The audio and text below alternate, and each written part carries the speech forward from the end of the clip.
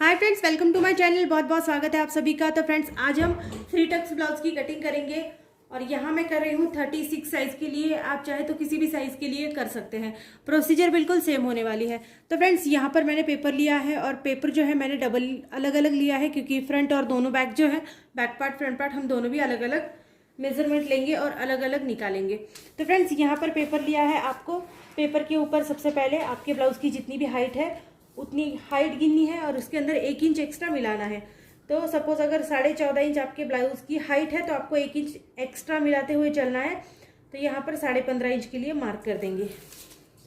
36 size के लिए बना रहे हैं तो यहाँ पर गले की चौड़ाई को रखेंगे 2.5 इंच, मतलब 2.5 इंच, और शोल्डर पट्टी की चौड़ाई को रखेंगे 3 इंच। आर्म होल को हम यहाँ पर रखते हैं 6 इंच के लिए। आर्म होल का एक निशान यहाँ पर लगा देंगे। देखो, मैं यहाँ पर बैक पार्ट की अभी कटिंग कर रही हूँ, फ्रंट पार्ट की कटिंग हम बाद में करेंगे।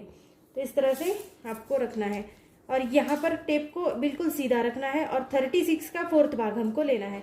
तो 36 का 4th भाग होता है 9 और इसमें 1 इंच एक्स्ट्रा मार्जिन को मिलाते हुए चलेंगे। आप 2 इंच तक मार्जिन को एक्स्ट्रा रख सकते हैं। अब यहाँ पर भी हमको पूरी हाइट आपने जहाँ पर गिनी है वहाँ पर भी आपको 10 इंच के लिए मार्क लगाना है। अब ये जो लगाए हुए मार्क है इनको हम इस तरह से जोड़ देंगे।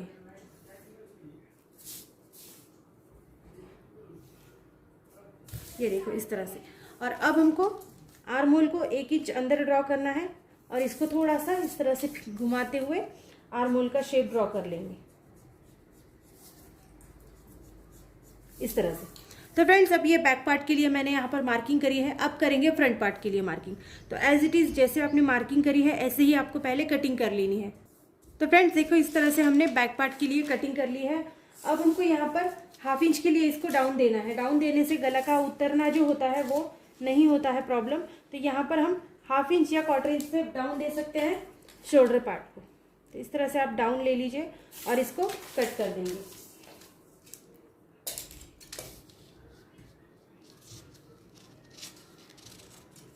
तो इस तरह से आपको इसको कट कर लेना है। अब देखो, हमने बैक पार्ट की कटिंग करी है। फ्रंट साइड की कटिंग करने के लिए आप बैक पार्ट को इस तरह से रख के और पूरी तरह से यहाँ से आउटलाइन ले सकते हैं। बाद में आपको इस तरह गिनने की ज़रूरत नहीं पड़ती है, लेकिन अगर आप मेजरमेंट को वापस से लेना चाहते हैं तो आपको फिर से एक बार इसी तरह से मेजरमेंट लेनी है जैसे हमने पहले ली थी। तो सबसे पहले हमने 15.5 इंच के लिए हाइट नापी थी, तो यहाँ पर भी हम 15.5 इंच के लिए हाइट नापते हैं। इसके बाद गले की चौड़ाई को हमने रखा था 2.5 इंच, शोल्डर पट्टी की चौड़ाई को रखा था 3 इंच, आर्म होल को रखा था हमने 6 इंच। इस तरह से आपको ये मेजरमेंट वापस से एक बार लेनी है।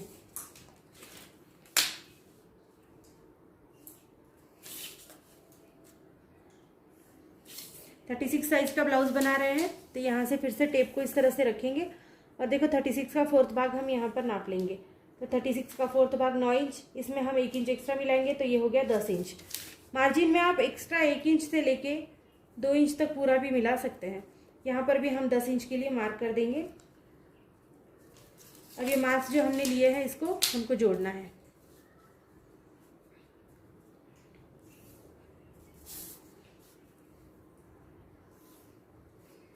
इस तरह से मार्क्स को हम जोड़ लेंगे। तो यहाँ तक हमारी मेजरमेंट बिल्कुल एक जैसी होगी जैसे हमने बैक पार्ट में की थी, लेकिन यहाँ पर थोड़ा चेंज हो जाएगा क्योंकि हम यहाँ फ्रंट पार्ट के लिए बना रहे हैं।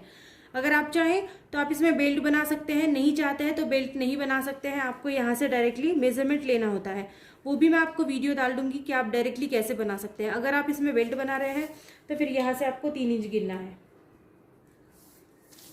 इस वाली साइड से आपको गिनना है 4 इंच के लिए। फिर से एक बार 3 इंच के लिए भी मार्क लगाना है। अब ये जो दोनों मार्क आपने लगाए हैं इसको आपको इस तरह से जोड़ना है। देखो, दोनों भी मार्क एक जैसे 3 इंच के लिए हमने लगाए हैं। अब हमको आगे का गला है उसको भी गिनना है। तो आगे का गला आप 6, 6.5 या 7 इंच तक रख सकते हैं। आपका जो भी परफेक्ट आता हुआ ब्लाउज होगा आप उसके ऊपर से मेजरमेंट को ले सकते हैं। अब यहाँ पर भी हमको 2.5 इंच के लिए बराबर से गिनना है। यहाँ पर आप कोई भी शेप को ड्रॉ कर सकते हैं। तो मैं यहाँ पर राउंड शेप के लिए ड्रॉ कर रही हूँ, तो 1 इंच अंदर गिनूंगी और इस तरह से राउंड शेप को ड्रॉ कर दूंगी। तो फ्रेंड्स यहाँ पर हमने बेल्ट के लिए देखो यहाँ पर 4 इंच का निशान लगाया है। बेल्ट के लाइन के ऊपर सीधे हमको टेप को रखना है और यहाँ से हमको 4 इंच के लिए आगे गिनना है। अब देखो बेल्ट का निशान हम लगा देंगे। बेल्ट आपकी जैसी होती है ऐसे ही आपको यहाँ निशान लगाना है। तो इस तरह से हम बेल्ट का निशान लगाएंगे। अब देखो फ्रेंड्स यहाँ से हमको फिर से एक बार गिनना है 4.5 इंच के लिए। ठीक है, आप चाहे तो आप 4 इंच के लिए भी यहाँ पर गिन सकते हैं, 4.5 इंच के लिए भी गिन सकते हैं।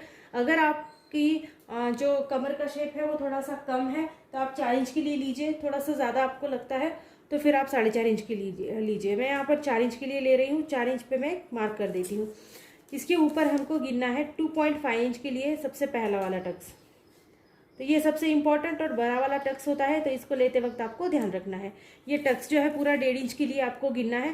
तो 1.5 इंच का जो भी सेंटर निकलता है देखो इस तरह से आपको 1.5 इंच के ऊपर टेप को रखना है।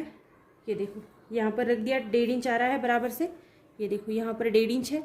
इसको इस तरह से फोल्ड कर देंगे और जो भी सेंटर निकल रहा है उस सेंटर को आपको इस लाइन के ऊपर रखना है। ठीक है, तो यहाँ पर एक मार्क कर देंगे, यहाँ पर एक मार्क कर देंगे। अब ये हमारा पहला वाला टक्स है। ठीक है, 36 तक आप 1.5 इंच या 2 इंच के लिए भी टक्स को लगा सकते हैं। तो ये पहला वाला हमारा टक्स है।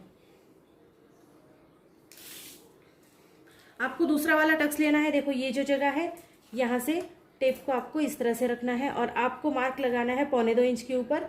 1.25 इंच के ऊपर मार्क लगाएंगे और यहाँ से इसको 1 इंच का डिस्टेंस देंगे। देखो ये और इस पॉइंट के बीच में 1 इंच का डिस्टेंस चाहिए। यहाँ पर 1 इंच का डिस्टेंस लगाएंगे और इसको दूसरा वाला टक्स हम यहाँ से लगा देंगे।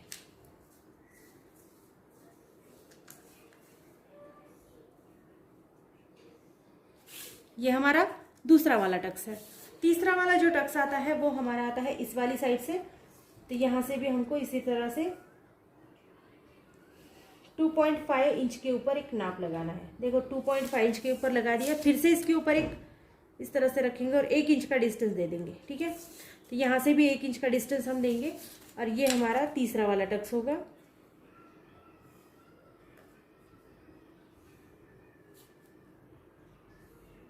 देखो ये पहला वाला टक्स है, ये दूसरा और ये तीसरा। इस तरह से 3 टक्स आपको लगाने हैं।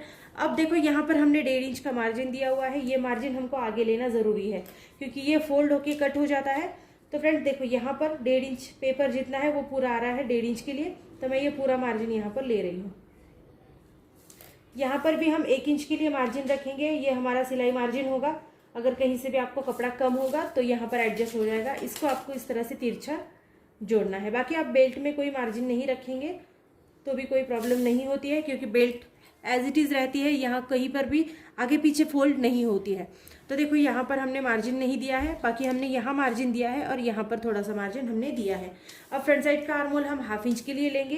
पहला जो बैक साइड का है उसको हमने रखा था 1 इंच के लिए। तो यहाँ 1/2 इंच के लिए देकर हम इस तरह से इसको मार्क करेंगे।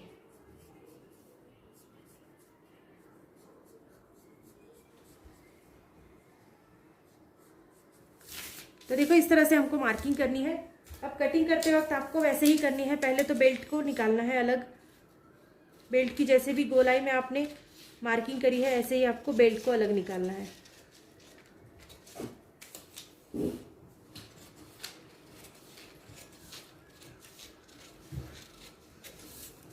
यहाँ पर भी बेल्ट की कटिंग इस तरह से कर देंगे। अब फ्रेंड्स मार्जिन के साथ हमको बीच का पार्ट निकालना है, तो मार्जिन को ऐड करते हुए चलिएगा। फिर से एक बार यहाँ से हमको तिरछा कट करना है।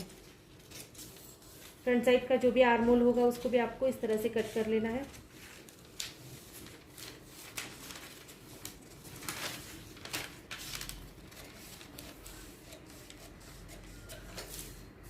तो बैक साइड के लिए हमने 1/2 इंच के लिए शोल्डर डाउन दिया था, तो यहाँ से भी 1/2 इंच 1 इंच के लिए आप दे सकते हैं। देखो यहाँ पर मैंने डाउन दे दिया है।